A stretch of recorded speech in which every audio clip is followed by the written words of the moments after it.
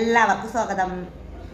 ഞാനേ വലിയ കാര്യങ്ങളൊന്നും പറയാനല്ല, ഒരു നുണച്ചിയുടെ കാര്യം പറയാനാണ് ഇപ്പോൾ വന്നത്. ഒരു വലിയ ഭീകര നുണച്ചിയുടെ ആ കാര്യം പറയണമെന്ന് എനിക്കിപ്പോൾ വീഡിയോ എടുക്കണമെന്ന് തോന്നി. ഞാനിപ്പോൾ ന്യൂസ് കണ്ട് അന്തം വിട്ട് ഒരു വീഡിയോ എടുക്കണമെന്ന് തോന്നി. പെട്ടെന്ന് വന്നതാണ് ആ നുണച്ചിയുടെ, ഒരു ഭൂലോക നുണച്ചിയുടെ, ഒരു ഫ്രോഡിൻ്റെ കാര്യം പറയാനായിട്ടാണ് വന്നത്.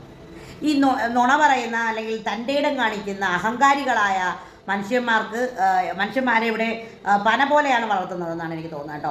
ഒരു എളിമയും ഒരു ഭവ്യതയും ഒക്കെ സമൂഹത്തോട് ഒരു കൂറും ഒക്കെ കാണിച്ച് വേണം മനുഷ്യൻ ജീവിക്കാൻ. അല്ലാതെ ഞാൻ എന്തോ ആണ് എന്നുള്ളൊരു തോന്നൽ ജീവിക്കുന്ന എല്ലാ വൃത്തികെട്ട മനുഷ്യരെയും ഞാനിവിടെ മെൻഷൻ ചെയ്യാൻ ഉദ്ദേശിക്കുന്നു കേട്ടോ. ഇപ്പോൾ പറയാൻ കാരണം, നമ്മൾ കുറച്ച് നാളേക്ക് മുമ്പ് ഒരു വാർത്ത കണ്ടു. കോഴിക്കോട് പന്തീരങ്കാവിലെ ഒരു സ്ത്രീധന പീഡനം. മെയ് 5 തീയതി, കഴിഞ്ഞ മെയ് 5 കല്യാണം നടന്നതാണ്.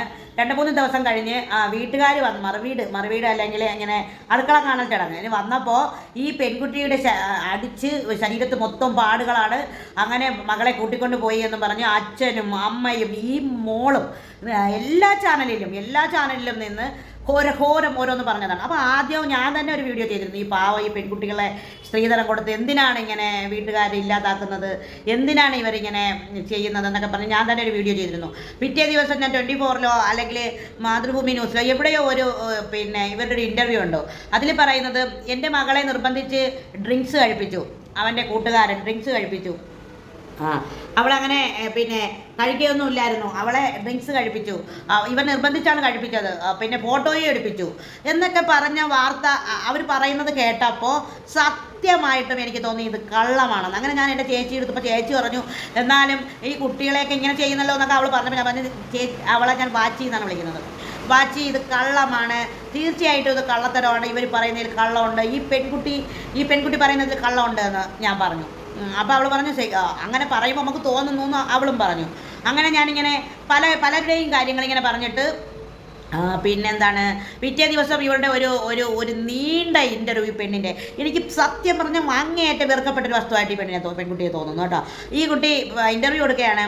അതിലിങ്ങനെ പറയുകയാണ്, രാഹുൽ എന്ന് പറയുന്ന തൻ്റെ ഹസ്ബൻഡിനെ കുളിക്കാൻ കയറണമെങ്കിൽ ഇവളും കൂടെ ഉണ്ടെങ്കിലേ കുളിക്കുകയുള്ളൂ. എത്രമാത്രം വൃത്തികെട്ട ഒരു ചിന്തയുള്ള, അല്ലെങ്കിൽ ഒരു വൃത്തികെട്ട എന്തും വിളിച്ചു പറയുന്ന ഒരു പെൺകുട്ടിയായിട്ടാണ് ആ കുട്ടി അങ്ങനെ പറഞ്ഞതെന്ന് ഞാൻ അന്ന് ആലോചിച്ചു. അന്ന് ആൾക്കാരെല്ലാം കമൻ്റ് ഇട്ടു, ഇൻ്റർവ്യൂവിൻ്റെ താഴെ കമൻ്റ് ഇട്ടു. ഞാനും അതിൽ കമൻ്റ് ഇട്ടു, വളരെ മോശമായി പോയി ഈ പറഞ്ഞത് എന്നും. ഒരു പക്ഷേ അപ്പോൾ മിക്കവരും പറഞ്ഞു, വിവാഹം കഴിച്ച ആദ്യ നാളുകളിൽ ഭയങ്കര സ്നേഹമായിരിക്കും, ഭയങ്കര കാര്യമായിരിക്കും, ഭയങ്കര ഭയങ്കര പൊക്കിക്കൊണ്ട് നടക്കുമെന്നൊക്കെ പറയും നമ്മുടെ നാട്ടിൽ. അങ്ങനെ ആയിരിക്കും. അതെല്ലാം വിളിച്ചിങ്ങനെ ഇവൾ പറയുന്നത് എന്തിനാ, ഈ മോശം പെൺകുട്ടി എന്ന് ഞാൻ മനസ്സിൽ വിചാരിച്ചു.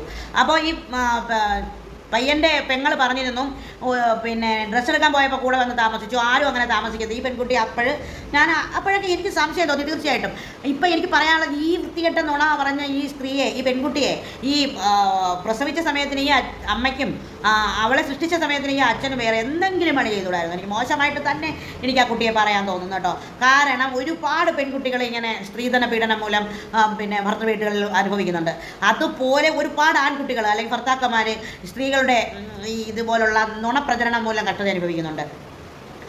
അന്നെല്ലാവരും രാഹുലിനെ കുറ്റം പറഞ്ഞു. അപ്പോൾ ഓരോ കേസ് വരുമ്പോഴും നമ്മൾ ആണുങ്ങളുടെ ഭാഗത്തു നിന്നും ചിന്തിക്കാതെ സ്ത്രീകളെക്കുറിച്ച് മാത്രം പറയുന്നത് ഒരു പ്രവണത ഞാൻ കണ്ടുവരാറുണ്ട്. ഇപ്പോൾ പീഡനം നടന്നാലും ശരി, ആൺകുട്ടിയെ റിമാൻഡ് ചെയ്തു, പെൺകുട്ടിയെ 2 വർഷം പീഡിപ്പിച്ചു എന്നൊക്കെ പറഞ്ഞ്, അതൊന്നും പീഡനമല്ല, എന്തെങ്കിലും പറഞ്ഞ് പിണങ്ങുമ്പോൾ പീഡനമൊന്നും പറഞ്ഞുകൊണ്ട് കൊടുക്കും, അങ്ങനെയൊക്കെ നമ്മൾ ഒരുപാട് പറഞ്ഞിട്ടുണ്ട്. അങ്ങനെയുള്ള വാർത്തകളെ പോലും നമ്മൾ വക വെച്ച് കൊടുക്കരുതെന്നാണ് എനിക്ക് പറയാനുള്ളത് കേട്ടോ. അപ്പോൾ ഇത്രയും വൃത്തികെട്ട ഈ പന്തീരങ്കാവിലെ പ്രശ്നം നിങ്ങൾ ഇന്ന് ന്യൂസ് വെച്ച് നോക്കിയാൽ അറിയാൻ പറ്റും കേട്ടോ.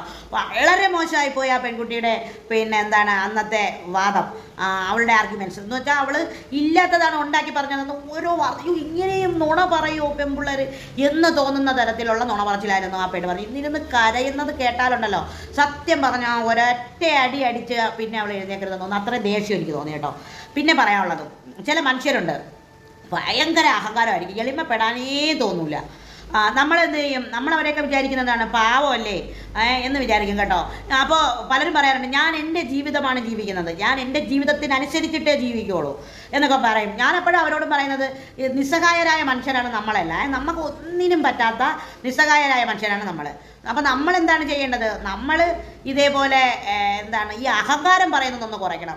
ആർക്കെങ്കിലും ഒരു ഇഷ്ടം തോന്നണമെങ്കിൽ ഈ അഹങ്കാരം കുറയ്ക്കണം. ഈ വാ കൊണ്ട് നമുക്ക് എന്തും പറയാം, ആരെയും അധിക്ഷേപിക്കാം, ആരെയും എന്തും പറയാമെന്ന് കരുതുന്നത് അത്ര നല്ല പ്രവൃത്തിയല്ല, നല്ല ബിഹേവിയർ അല്ല. അത് നിങ്ങൾ മാറ്റിയില്ലെങ്കിൽ നിങ്ങൾക്കത് ദോഷം ചെയ്യുമെന്ന് മാത്രമേ എനിക്ക് പറയാനുള്ളൂ. എൻ്റെ മനസ്സിൽ അത്രമേൽ ദേഷ്യം ഇപ്പോൾ ഉണ്ട്. അതുകൊണ്ടാണ് ഞാൻ പറയുന്നത്, ആർക്കെതിരെയും ഇനിയിപ്പോൾ ഞാനിപ്പോൾ പറയുന്നത് എനിക്ക് ഏതെങ്കിലും ശത്രുക്കൾ ഉണ്ടായേക്കാം, അറിയില്ല. ജസ്റ്റ് ഈ ആരെങ്കിലുമൊക്കെ മെസ്സേജ് അയച്ചിട്ട് അവരെയൊക്കെ ബ്ലോക്ക് ചെയ്യുമ്പോൾ അവരൊക്കെ ദീജ അങ്ങനത്തെ ഇങ്ങനത്തെയാണ് അങ്ങനെയൊക്കെ പറഞ്ഞിട്ട് പോകണം, അങ്ങനത്തെ ചില ആൾക്കാരുണ്ടായിരിക്കാം. അങ്ങനെയല്ലാതെ സ്ഥിരമായിട്ട് എനിക്ക് അങ്ങനെ ശത്രുക്കൾ ആരും തന്നെ ഇല്ല.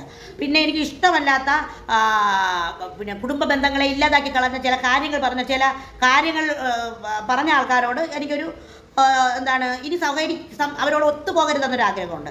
എന്നിട്ട് പോലെ അവരുടെ അടുത്ത് എനിക്ക് ദേഷ്യമില്ല. കാരണം അവരുടെ ഭാഗത്ത് ന്യായം ഉണ്ടാവും, നമ്മുടെ ഭാഗത്ത് ന്യായം ഉള്ളതുപോലെ അവരുടെ ഭാഗത്ത് ന്യായമുണ്ട്. പക്ഷേ ഇല്ലാ കഥകൾ പറയരുത്, അപവാദം പറയരുത്. അങ്ങനെ ഒരു കാര്യം മാത്രമേ എനിക്കുള്ളൂ.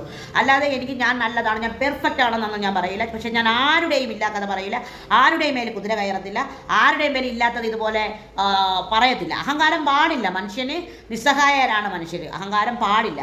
ചില കാര്യങ്ങളെ ഓർമ്മിച്ചുകൊണ്ടാണ് ഞാനിപ്പോൾ ഇത് പറഞ്ഞത്. അതിനോടൊപ്പം ഈ പന്തീരങ്കാവിലെ പെൺകുട്ടിയുടെ ഇൻ്റർവ്യൂ കാണുന്നവരെല്ലാവരും പോയി കമൻറ്റ് ഇടണം. എല്ലാ ന്യൂസിലും കാണിക്കുന്നുണ്ട് കേട്ടോ, എല്ലാ ന്യൂസിലും കാണിക്കുന്നുണ്ട്. എല്ലായിടത്തും സ്ത്രീധന പീഡനം എന്ന് പറയുന്ന അമ്മായിയമ്മമാരുടെ ഒന്നും കുറ്റമല്ല. ഇതുപോലെ വന്നു കയറുന്ന ചില മാരണങ്ങളുടെ പ്രശ്നങ്ങളുണ്ട്. പിന്നെ അമ്മായിയമ്മമാർ പ്രശ്നം ഉണ്ടാക്കുന്ന ഒരുപാട് പേരുണ്ട്. ആണുങ്ങളും പെണ്ണുങ്ങളും. ഞാൻ പറയാം, ഈ ആണുങ്ങൾ മാത്രമല്ല പ്രശ്നക്കാർ, പെണ്ണുങ്ങളും ഉണ്ട്. പെണ്ണുങ്ങൾ മാത്രമല്ല പ്രശ്നക്കാർ, ആണുങ്ങളും ഉണ്ട് എന്നുള്ളതാണ്. ഈ പെൺകുട്ടിയുടെ ഈ ഒരു ഇത് നമ്മുടെ മറ്റേ പെണ്ണുണ്ടല്ലോ ഗ്രീഷ്മ, അതിനെ വെല്ലുന്നതാണ് ഈ പെണ്ണ് പറഞ്ഞേക്കുന്ന നോണ. അയ്യോ, ഇങ്ങനെ അഭിനയിക്കാൻ പോലും ദൈവമേ ഉർവശി അവാർഡ് കിട്ടും, അത്ര നുണയാണ് പറഞ്ഞത് ഈ പെൺകുട്ടി പറഞ്ഞത്. എൻ്റെ വീഡിയോ നീണ്ടു പോകുന്നു, കൂടി പോകണ്ട. ഞാൻ പെട്ടെന്ന് ഇത് പറയാനാണ് വന്നത്. അപ്പോൾ അത്രമേ ദേഷ്യത്തോടു കൂടി ഞാൻ ഈ പന്തീരങ്കാവിലെ പെണ്ണിനെ നിങ്ങളുടെ മുന്നിൽ വയ്ക്കുന്നു. നിങ്ങളെല്ലാവരും പോയി കമൻ്റ് ഇട്ട് അവളെ ഓടിക്കണം. ഇനിയെങ്കിലും ഇത് ആവർത്തിക്കരുത്. ഇനിയെങ്കിലും ഈ സത്യം എന്ന് പറയുന്നത് പുറത്ത് വരാതെ നമ്മൾ അറിയാത്ത കാര്യങ്ങളെല്ലാം വിളിച്ച് പറയരുതെന്ന് ഞാനും കൂടെ എന്നെ ഓർമ്മിപ്പിച്ചുകൊണ്ട്, നിരപരാധികളും കൂടെ എനിക്ക് ക്രൂശിക്കപ്പെടുന്നു എന്ന് പറഞ്ഞുകൊണ്ട് ഞാൻ ഈ വീഡിയോ ഇവിടെ അവസാനിപ്പിക്കുന്നു. പന്തീരങ്കാവിലെ പെൺകുട്ടി, നിനക്ക് ഓസ്കാർ കിട്ടാനുള്ള സാധ്യതയുണ്ട്. അതുകൊണ്ട് നീ അത് സ്വീകരിക്കണം. നിനക്കാണ് ഓസ്കാർ കിട്ടാനുള്ള സാധ്യത. അപ്പോൾ എല്ലാവരോടും സ്നേഹം, ദീജ.